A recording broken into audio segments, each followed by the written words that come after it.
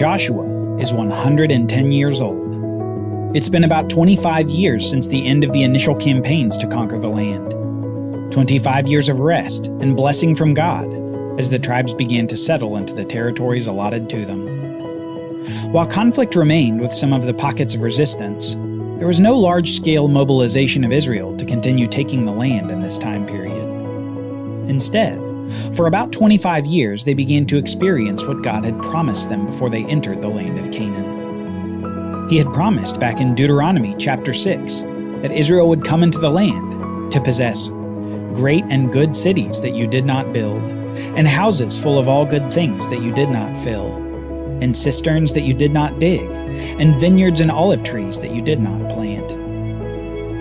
They had been experiencing these blessings for the past 25 years, as Joshua continued to be the de facto leader of the nation. God had given them rest before more fighting would be necessary. These pockets of resistance would need to be dealt with, as God commanded the nation to continue driving out the inhabitants. We shouldn't think of Israel as disobedient for not having war on them completely during Joshua's time. After all, God had said back at Mount Sinai that when he brought the people into the land that, "I will not drive them out from before you in 1 year, lest the land become desolate and the wild beasts multiply against you.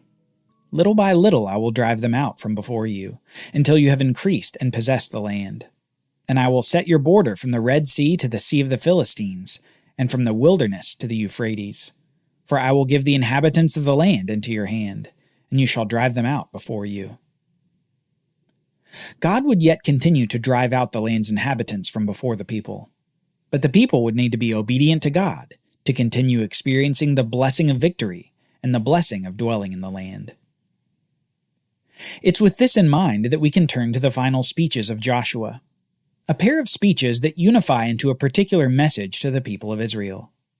A message essentially echoing the points that Moses had made in the plains of Moab before the nation had entered Canaan. Those 3 points were this: love Yahweh, obey his commands, and take the land. Joshua surely remembered Moses delivering these same points to the people, and he's careful to say the same thing, though with even more experience of God's care for the nation. Moses only got to the border of Canaan. Joshua got to experience God's amazing victories in the land as he fought for the nation of Israel. So Joshua begins by gathering all the leaders of the nation together, and he says this to them in Joshua chapter 23.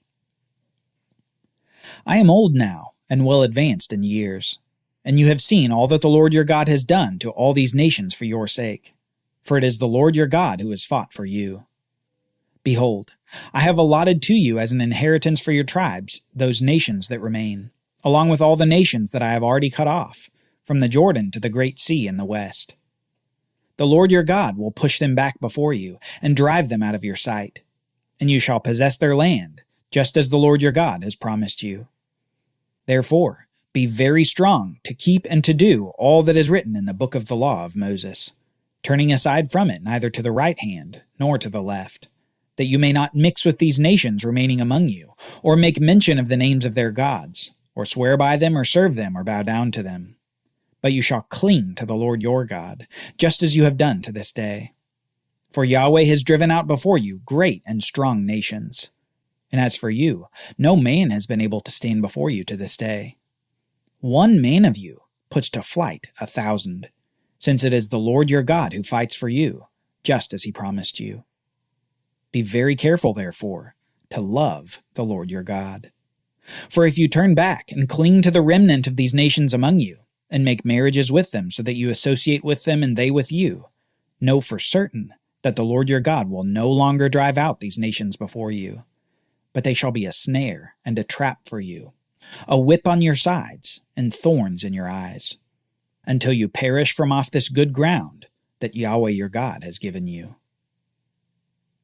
This speech includes all the same elements of Moses' speech to the people, with even further emphasis. He starts by reminding the people of all that the Lord has done for them as he fought for them to take Canaan. And then he continues the refrain of Moses: love Yahweh, obey his commands, and take the land. Notably, he grounds the command to love God in the fact that God has fulfilled his promise to fight for the nation.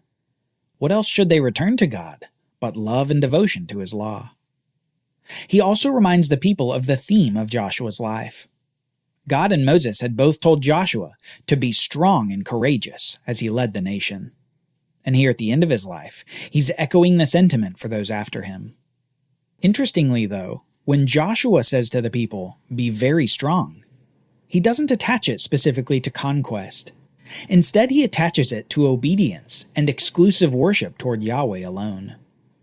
Just as it would take strength to defeat their enemies militarily, so it would take strength to obey God and resist the gods of the inhabitants of the land. So Joshua has told the people to be strong as they love God, obey the law, and take the land.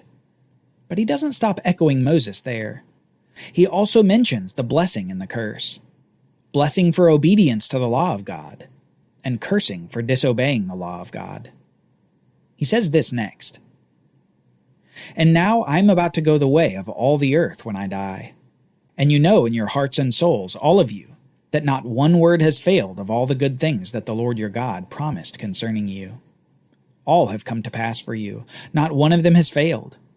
But just as all the good things that the Lord your God promised concerning you have been fulfilled for you, so the Lord will bring upon you all the evil things, until he has destroyed you off this good land that the Lord your God has given you, if you transgress the covenant of the Lord your God which he commanded you, and go and serve other gods and bow down to them. Then the anger of the Lord will be kindled against you, and you shall perish quickly from off the good land that he has given to you." Joshua reminds the people that the rules for blessing in the land won't change anytime soon. God has fulfilled great promises to the nation. He has brought them to the land long ago promised to Abraham. But Israel still has a part to play. To stay in the land and be blessed, they must obey the law that God gave the nation. Otherwise, they will be cursed and cast out. Soon, this first speech to the elders of Israel ends, before Joshua addresses the whole congregation of the nation of Israel for his last words. Speaking as a prophet on behalf of God, Joshua reviews the nation's history since Abraham was called from Ur to the land of Canaan. He mentions the miracle child Isaac, the twins Jacob and Esau, and the eventual 400 years in Egypt. But then he focuses on all the great success of the nation coming out of Egypt in the Exodus, and defeating every foe before them on their way to the land, before the conquest of the land itself. And he concludes his review of God's power and faithfulness towards Israel, saying how Israel should respond to God's great faithfulness to his promises. He says this, "Now therefore, fear the Lord, and serve him in sincerity and faithfulness. Put away the gods that your fathers served beyond the river and in Egypt, and serve Yahweh. And if it is evil in your eyes to serve Yahweh, choose this day whom you will serve, whether the gods your fathers served in the region beyond the river, or the gods of the Amorites in whose land you dwell. But as for me and my house, we will serve the Lord." This famous quote from Joshua is worth remembering. As for me and my house, we will serve the Lord. It is the decisive statement of a man unswayed. Joshua effectively says this, "Me and my family, we've made our choice. We will serve Yahweh. But you, just like every generation, have a choice yourselves. Who will you serve? Will it be the Baals and the Ashtaroth of the Canaanites?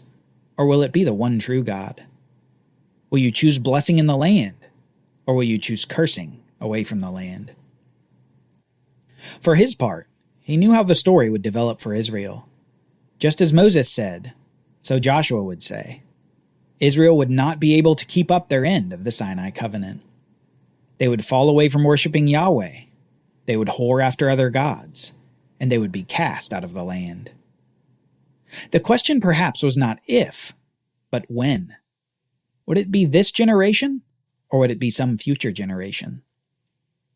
Joshua hoped that his words would encourage the generation to remain faithful to the Lord even after he died. And after these final words to the nation, he sends the tribes back to their allotted inheritances in the land. They had been encouraged, and they had been warned. It was time for Joshua's earthly life to come to an end. Joshua had been a great leader in Israel. He wasn't perfect, but he was a faithful man who faithfully followed the commands of Yahweh as he led the nation in the conquest of Canaan. From his first spy mission into the land at 40 years old, to leading Israel across the Jordan in his 70s, Joshua had been faithful. But just as Moses, the great leader of the Exodus, died, so Joshua, the great leader of the conquest, died.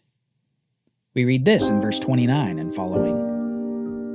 After these things, Joshua the son of Nun, the servant of the Lord, died, being 110 years old. And they buried him in his own inheritance at Timnath-serah, which is in the hill country of Ephraim. Israel served the Lord all the days of Joshua, and all the days of the elders who outlived Joshua, and had known all the work that Yahweh did for Israel. As for the bones of Joseph, which the people of Israel brought up from Egypt, they buried them at Shechem, in the place of the land that Jacob bought from the sons of Hamor, the father of Shechem, for 100 pieces of money. It became an inheritance of the descendants of Joseph. And Eleazar the son of Aaron the priest died, and they buried him at Gibeah, the town of Phinehas his son, which had been given him in the hill country of Ephraim.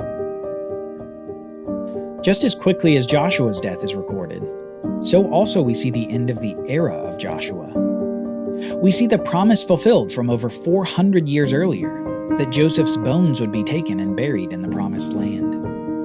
And we see the death of the second high priest of Israel. Just as Joshua had followed Moses, so Eleazar had followed Aaron. Joshua's day was over, and a new day was beginning in Israel. A day full of promise, and a day with a choice to make. Who will the people serve? Will they serve Yahweh or the Baals of the Canaanites? Perhaps that's a question for us today, too. In a world gone after false gods, false hope, and false worship, where right and wrong are upside down, and truth never seems to have its day, who will we serve? Will we serve the world, or will we serve Yahweh?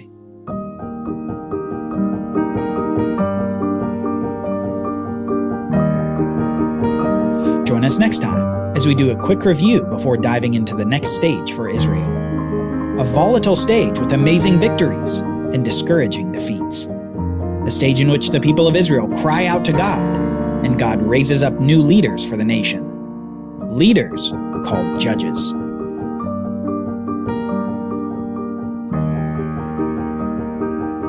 For Bible readings, reflection questions, and quizzes, don't miss the Bible Brief app. Available on iOS and Android, so you can go deeper into the story. The Bible Brief is a project of the Bible Literacy Foundation, a nonprofit dedicated to helping you learn the Bible. Give to support the Bible Brief by visiting BibleBrief.org or tap the Give link in the show notes. Thank you for supporting the Bible Literacy Foundation.